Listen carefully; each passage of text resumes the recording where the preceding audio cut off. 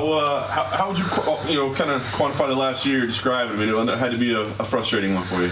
Yeah, 2020 was rough with all the fight cancellations, but 2020 was rough for everyone. So in the end of the day, I was training the whole time. I was working on my craft the whole time. I was leveling up the whole time. And, there's nothing else I would rather be doing than training and, doing what I was doing. The only frustrating part was that I wasn't able to put it on display for the world. But, like I said, I kept training, and everything happens for a reason. And we got on this card, this pay-per-view card against a undefeated opponent, so it all worked out. I think that's the right way to look at it, right? At least I can keep getting better and I can keep improving. But was it difficult? I mean, along the way, were there moments where you're like, Jesus? Yeah, it was rough, especially when I broke my foot.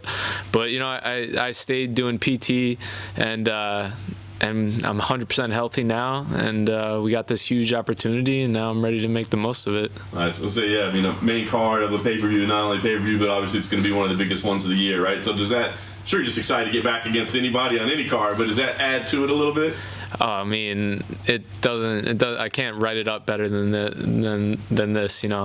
I mean, in Fight Island, we're in Abu Dhabi right now on a Conor McGregor pay-per-view, on the pay-per-view portion against an undefeated opponent with all this hype. So I mean, is perfect. I was going to ask you. I mean, he's got that flashy record. He's had some great performances, right? When you get matched up with somebody like that, I mean, is there initial intimidation at all? Like, man, what's this guy all about? Or do you right away see, I see the weaknesses, I see the problem? Yeah, no, not at all. I was undefeated once too. I know how he feels, and I watched him. I saw him when he fought Kama Worthy, and I know he's good. I respect his power, I respect his skills, but I watched his fights, and I know that this guy hasn't been tested. He hasn't been tested like I'm going to test him, and it's going to be fun.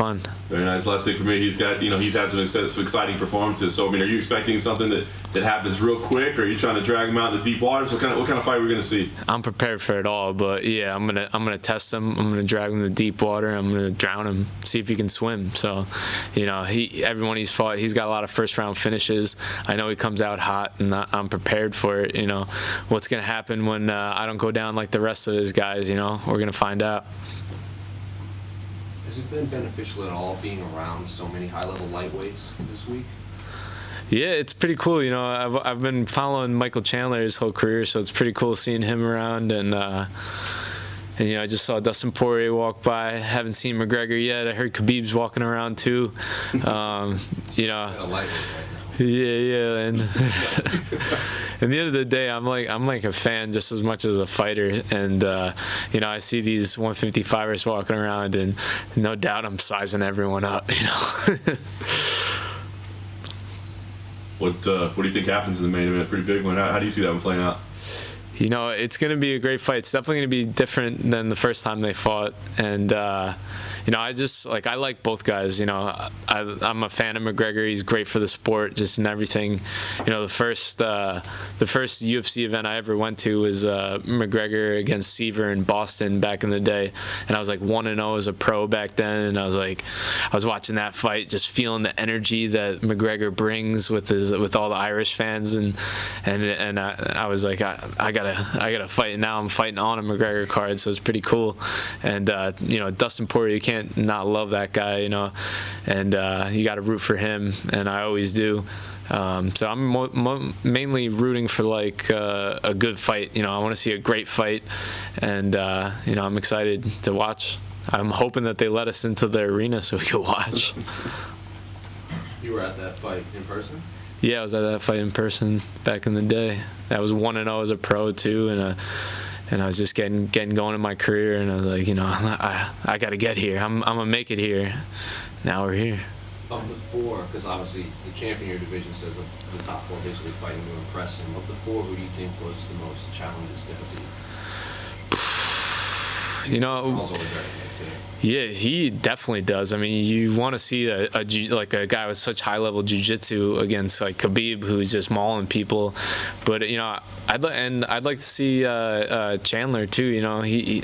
He's hasn't fought Khabib yet, and mainly I've already seen McGregor, I've already seen Poirier. I'd like to see another guy fight him, but we'll see. Have you had a moment to like get out on the balcony and just reflect on how far you've come?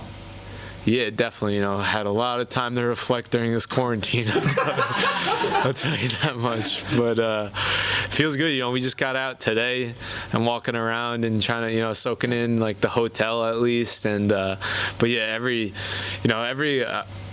day, like multiple times a day, I look at my boy Billy Q and I'm like, yo, we're in Abu Dhabi about to fight on a McGregor pay-per-view, and you know, we're at the highest level of the sport, and you know, me and him came up as amateurs together talking about this like, you know, 9-10 years ago, and now we're here, so it's pretty cool. That's very cool. Yeah. That's very